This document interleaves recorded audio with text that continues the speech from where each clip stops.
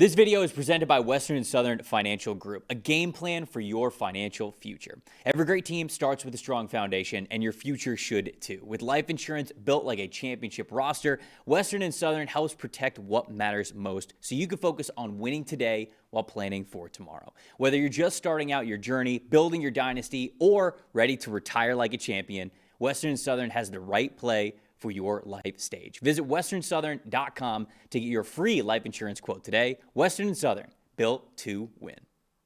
Let's talk about the team that the Ravens are facing in Week 18 on Sunday Night Football, the final game of Week 18, and that's the Pittsburgh Steelers. And the reason why this game has all the drama that it does is because the Steelers were not able to take care of business against the Cleveland Browns. Cleveland wins 13-6. There we go, Tyler, our producer backstage.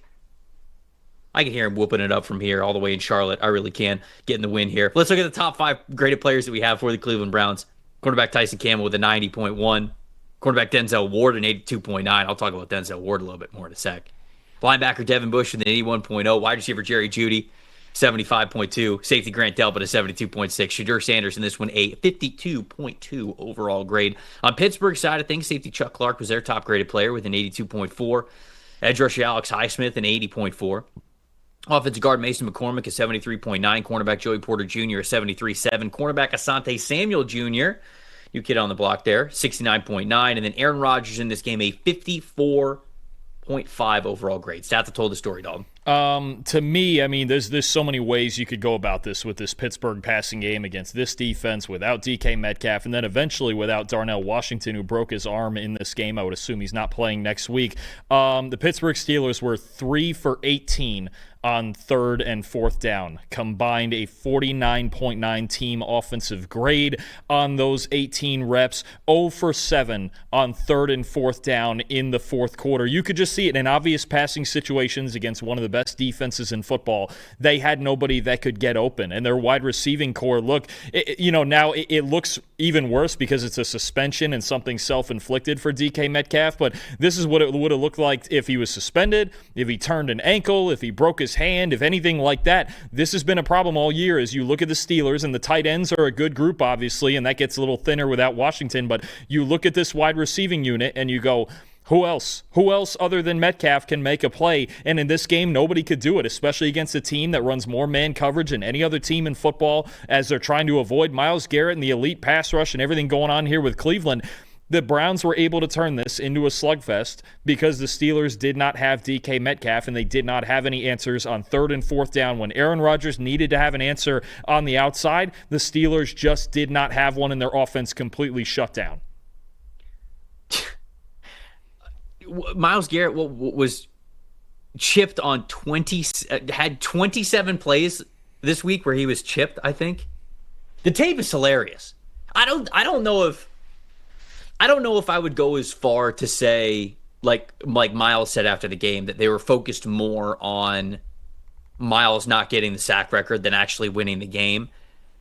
Even though the setup of the offensive line and the pass protection sort of would lead you to believe that could have been the case, Pittsburgh has basically been doing this the entire season, right? Super low average depth of target. The ball is coming out immediately from Aaron Rodgers' hands. So it wasn't just totally a Myles Garrett thing. This is how Pittsburgh wants to play their game. But I think to your point, and I agree completely, like to me, the stat that told the story is Pittsburgh's targets in this game. 16 targets between Scotty Miller and Marquez Valdez-Scantling. All due respect to both of those people. Professional athletes playing in the NFL, starting on Sundays.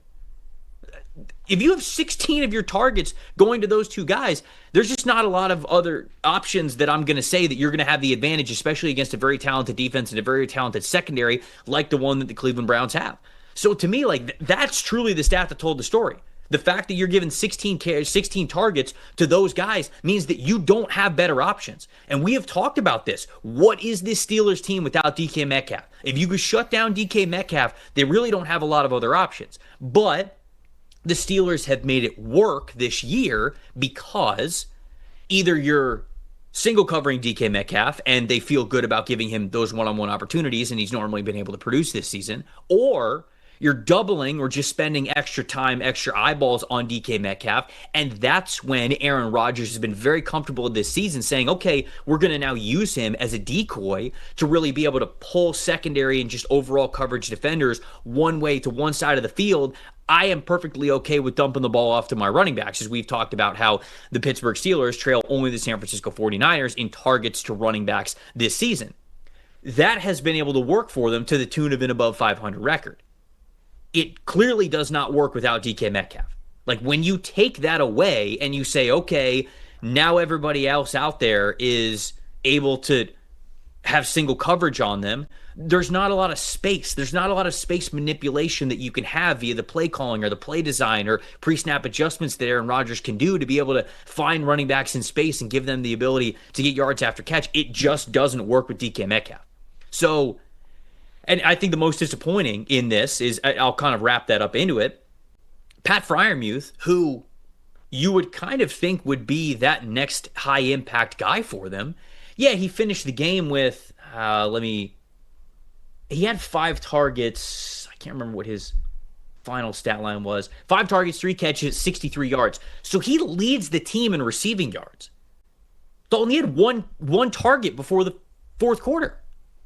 Get this guy involved. Like, it was like, oh, okay, well, the rest of the stuff didn't work. Now we very much have to go to Pat Freiermuth. How is he not an earlier option for you? How are you not going to him? And maybe the Browns just did a really good job taking him away, but that's where I lose faith in the Steelers team to be any sort of team to make noise in the playoffs or even get there by beating the Ravens next week. I have much more faith in what I've seen even recently through the struggles of what the Ravens are than where the Steelers are right now, especially because DK Metcalf is not going to be in that game. So that was my stat that told the story, and a little bit of a most disappointing there. Anything else on that, or give me your most impressive in this game? I think just on the other side of the matchup, right, when you talk about the Browns playing all this man-to-man coverage, and the fun part is we're each taking one of these cornerbacks. I'll go with the guy they traded for from Jacksonville. Tyson Campbell was awesome in this game. 4 tackles, 2 stops, a 90 coverage grade in this game. He was targeted 7 times and allowed 3 catches for just 5 yards and had a pass breakup. Tyson Campbell on one side was fantastic, and I know you have a guy who really came through in the clutch on your side here on the other side of the cornerback room. Yeah, I mean, Denzel Ward was fantastic in this game. He had an 82.6 overall coverage grade, 2 forced incompletions with less than 30 seconds to go on the goal line. They went to Marquez Valdez-Scantling 3 straight times. Denzel Ward was on him in man coverage, and on 2 of those plays, he forced an incompletion, and obviously we know the Steelers did not convert at all. So it was when you have man coverage corners, when you're really good, you don't often get challenged a lot. Right? It's like the other team knows, okay, well, you're guarding this receiver. Let's not throw it that way. The Steelers were like, we don't care. And Aaron Rodgers was very clearly like, I don't care. I'm going to throw it to this dude, and I'm going to play the numbers game of, if you give me 3 opportunities to target MVS in the end zone, I think we're going to come down with it at least one time, because that's all they needed. Ward locked him down all 3 times. It was great to see a highly talented man coverage defender not only get challenged, but also be able to step up to it. Obviously, if you're a Steelers fan, you didn't love it, but as a fan of the game, neutral fan of the game, I really loved it. Everyone's got takes. Numbers have truth. And the truth is, most people are betting with emotion. Sportsbooks feed on it. TikTok gurus sell it. The hype machine runs on it. That's how you lose. PFF is different. You're betting with winning data. The same data trusted by all 32 NFL teams and the sharpest minds in the game. PFF betting tools take every prop, every matchup, every angle, and run them through our custom models. Built on the best football data in the world. What comes back is your edge. Simple, sharp, and built to win. Want to go deeper? PFF puts a pro-level analytics department in your hands, giving you the same insights teams use to find every advantage. Build your game plan with matchup analysis. Project every snap, every matchup, and every edge before kickoff. Because the smartest plays start long before Sunday. Hit rates show how a player performs against their prop and against defenses built the same way. It's the data that gives you real confidence in every pick. Next, Key Insights translates PFF data into the story behind every matchup, giving you the why that powers your bets. From coverage schemes to defensive looks, it's the context that turns raw numbers into winning decisions. When you're ready to take action, Filter through every prop on the market and focus on the opportunities that matter, by game, matchup, or value.